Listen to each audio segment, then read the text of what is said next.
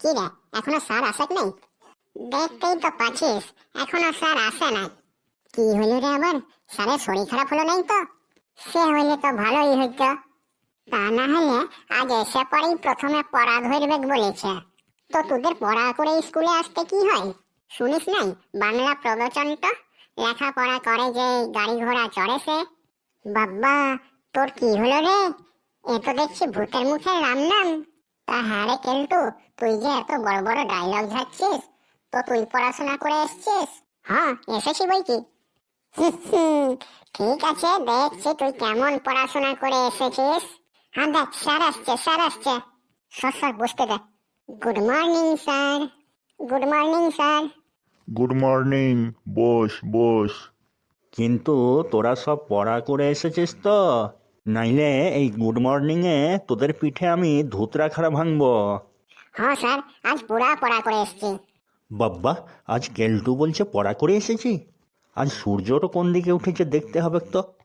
বেশ, তার রচনা ধরলে পারবি তো? হ্যাঁ স্যার, খুব পারবো। কাল 1 ঘন্টা শুধু রচনাই পড়েছি।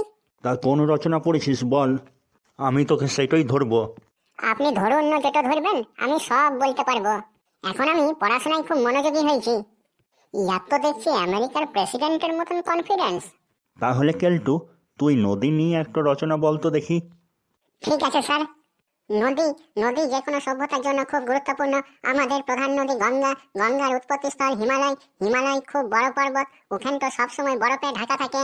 হিমালয়ের থেকে উচ্চতায় ছোট হলে ওগুলোকে পাহাড় বলে। আমাদের গায়েও অনেক পাহাড় আছে, ওই পাহাড়ে অনেক শিয়াল থাকে। শিয়ালের 4টি পা আছে, কখনো কখনো সামনের পা দুটোকে হাতের কাজেও লাগাই। শিয়ালের গায়ে লোমযুক্ত। শিয়ালের 2টো চোখ আর একটা কালো বোতামের মতো নাক থাকে। শিয়াল হাঁস মুরগি ধরে রক্ত খেতে ভালোবাসে। শিয়ালের একটা ফুল ঝাড়ুর মতো লেজ থাকে, আর শীতের রাতে হুক্কি হুয়া করে ডাকে। ও, এতক্ষণে বুঝলাম, তার মানে ইয়া শিয়ালের রচনা মুখস্থ করে এসছে।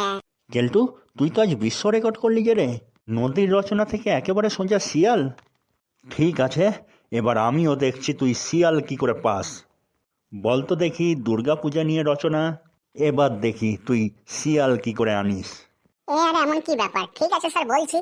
বাঙালির শ্রেষ্ঠ উৎসব দুর্গাপূজা। মা দুর্গার 10টি হাত আছে, 10 হাতেই অসুরকে মারার জন্য অস্ত্র থাকে।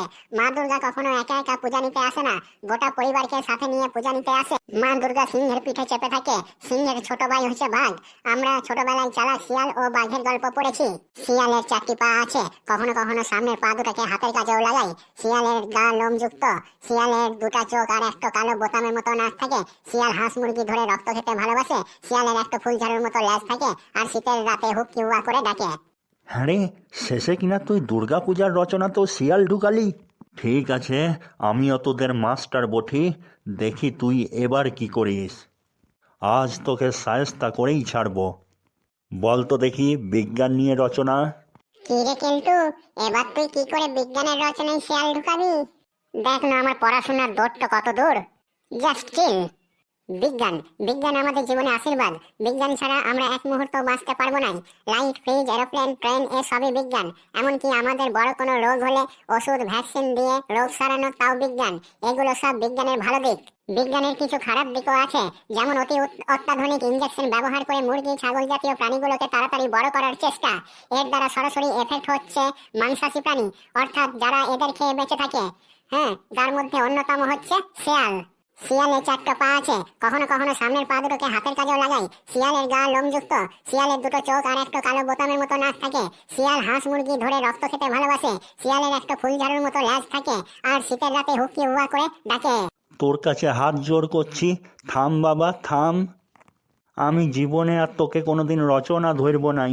তাহলে স্যার, কেমন লাগলো আমার রচনা? হ্যাঁ বাবা, খুব জোর লাগলো। আমার শরীরটা কেমন খারাপ খারাপ লাগছে। না, আমি চললাম। তোরা পড়ার হলে পড়, আর না হলে যা পারিস কর। কিরে বল্টু, কি বুঝলি? ভালো করে পড়াশোনা করলে কোনো কিছুই অসম্ভব নয়। হরে, পাগল হওয়াটাও অসম্ভব নয়।